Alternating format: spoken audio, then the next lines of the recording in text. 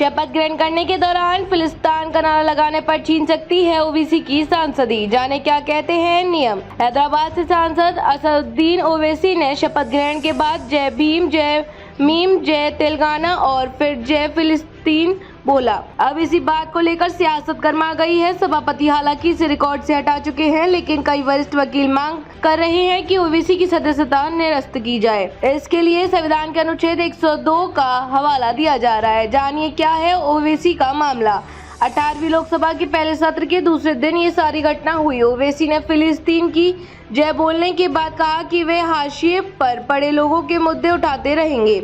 हालांकि नारे पर राजनीति शुरू हो गई। विपक्षी दल खासकर बीजेपी ने उनसे माफी मांगने की मांग की। क्या शपथ लेते हुए दूसरों का देश का नाम लेना गलत? सांसद के तौर पर सदस्यता लेते हुए अब तक एमपी अपने राज्य और देश की ही बात करते रहे। ये पहला मामला है जब किसी लीडर ने इस दौरान दूसरे देश के लिए नारा लगाया। तब इस मामले पर संसदीय मामलों के मंत्री किरण रिजिजू का भी बयान आ चुका है। मिंट में छपी रिपोर्ट के मुताबिक उन्होंने कहा कि हमारी फिलिस्तीन या किसी देश से कोई दुश्मनी नहीं। समस्या बस इतनी है कि शपथ के दौरान क्या किसी सदस्य को दूसरे देश की बात करनी चाहिए। इस पर हमें नियम चेक करने होंगे।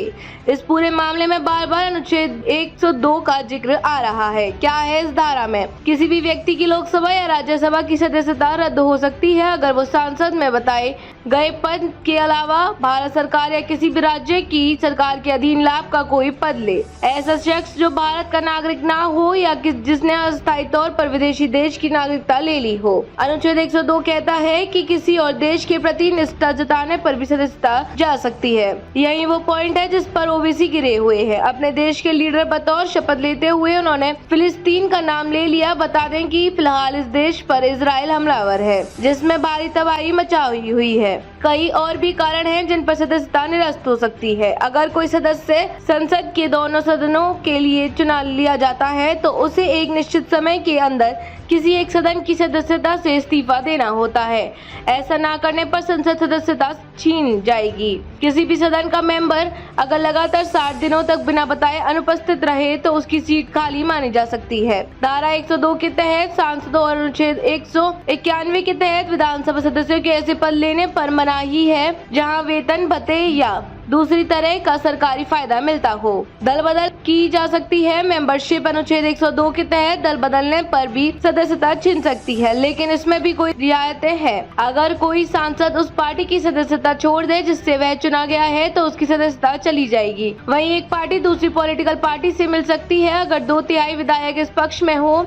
सांसद अगर अपनी पार्टी के आदेश न माने या किसी खास वोटिंग के दौरान बिना बताए गैर हाजिर हो रहे तो भी एक्शन लिया जा सकता है। ये किसी भी तरह का हो सकता है जिसमें सबसे बड़ा एक्शन सदस्यता छीनना है। लोक प्रतिनिधित्व अधिनियम के तहत अगर कोई एमपी 2 या इससे ज्यादा सालों की सजा पाए तो भी मेंबरशिप जा सकती है। वैसे सजा पर हाई कोर्ट या सुप्रीम कोर्ट रोक लगा दे तो अयोग्यता साबित नहीं हो पाती। इस रूल के तहत गई थी महुआ की मेंबरशिप। संसद के दोनों ही सदनों में एथिक्स कमेटी है। ये नेताओं के नैतिक आचरण पर नजर रखती है। कमेटी अगर सिफारिश करे कि कोई खास सदस्य सदन की गरिमा तोड़ रहा है या सार्वजनिक जीवन में मर्यादा भंग कर रहा है तो एक्सट्रीम मामलों में सदस्यता जा सकती है। महुआ मोइत्रा की सदस्य बीसी एथिक्स कमेटी का सिफारिश पर रद्द की गई थी।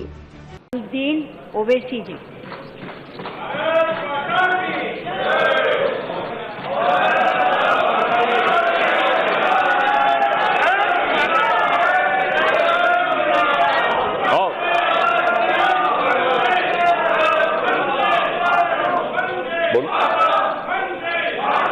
मैं असदुद्दीन ओवैसी, जिसे लोकसभा का रुकन मुंतखब किया गया है, खुदा के नाम से हल्फ उठाता हूं कि मैं भारत के आईन पर जो कानून के बमूजिब तय पाया है एतकाद रखूंगा, उसका वफादार रहूंगा।